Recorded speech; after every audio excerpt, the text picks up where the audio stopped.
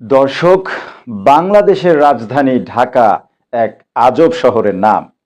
এই শহরে আপনার আশেপাশেই নেতা কিংবা ভদ্রলোকের বেশ ধরে ঘুরে বেড়াবে কিছু দুষ্ট মনের মানুষ, যাদের কুকর্ম সামনে না আসা পর্যন্ত আপনি তাদেরকে চিনতেই পারবেন না। রাজধানীর অভিজাত এলাকা বনানীর জাকারিয়া হোটেল নামক একটি হোটেলে দল বেঁধে ঢুকে ভাঙচুর ও দুই নারীর উপরে অনাকাঙ্ক্ষিত হামলার অভিযোগ এসেছে এক যুবদল নেতার বিরুদ্ধে। অভিযোগের ভিত্তিতে ক্রাইম স্ক্যানারের আজকের ভিডিও। গত 30শে জুন রোজ সোমবার রাত আনুমানিক 8:10 কিংবা 15-র দিকে রাজধানীর বনানীতে অবস্থিত জাকারিয়া হোটেল রেস্টুরেন্ট অ্যান্ড বারে প্রবেশ করে মনির নামের একজন স্থানীয় যুবদল নেতা। হোটেলে প্রবেশ করে তিনি একটি ভিআইপি রুম ভাড়া করতে চান, কিন্তু ওই সময় হোটেলের প্রত্যেকটি ভিআইপি রুমে অতিথি আছে বলে তাকে ভিআইপি রুম ভাড়া দেয়ায় অপারগতা প্রকাশ করে হোটেলের সংশ্লিষ্ট কর্মচারীরা। পরবর্তীতে তিনি ওই হোটেলের বারে বসেই খাবার এবং মদ্যপান করেন। খাবার এবং মদ্যপান শেষে তার পরিশোধযোগ্য বিলে ডিসকাউন্ট দাবি করে হোটেল কর্তৃপক্ষের কাছে। হোটেল কর্তৃপক্ষ মনিরকে ডিসকাউন্ট দেন। অতঃপর মনির হোসেন খান বিল পরিশোধ করে ভিআইপি রুম ভাড়া না দেওয়ার কারণে হোটেল কর্মচারীদের উপরে ক্ষুব্ধ হয়ে হুমকি ধামকি দিয়ে হোটেল ত্যাগ করেন।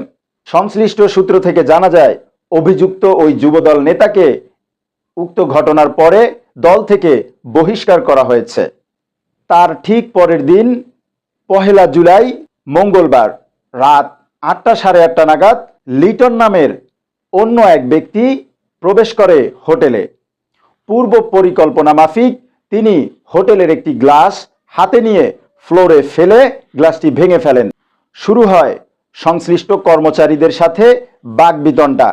প্রত্যক্ষদর্শী সূত্রে জানা যায়, কথা কাটাকাটির এক পর্যায়ে লিটন তার সাঙ্গপাঙ্গদের ডেকে এনে দল বেঁধে হোটেলে ভাঙচুর ও হোটেলের মধ্যে দুই নারীর উপরে অনাকাঙ্ক্ষিত হামলা চালায় এবং হোটেলের কর্মচারীদেরকে হুমকি দিয়ে বলে, গতকাল মনির ভাইকে তোরা ভিআইপি রুম না দিয়ে অপমান করেছিস, আজ থেকে মনির ভাইকে চিনে রাখবি।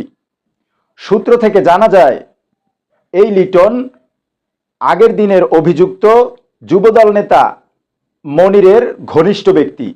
প্রত্যক্ষদর্শী এবং হোটেল কর্তৃপক্ষের অভিযোগ সূত্রে জানা যায়, লিটন বাহিনী হোটেলে হামলা করে ঘটনাস্থলে হোটেলের বেশ কয়েকজন কর্মচারীকে আহত করেন এবং তাদেরকে হুমকি প্রদান করেন, এই ঘটনা পুলিশকে জানালে পরবর্তীতে তাদেরকে ব্যবসায়ী করতে দেয়া হবে না এবং কর্মচারীদেরকে পরবর্তীতে আরও মারধর করা হবে।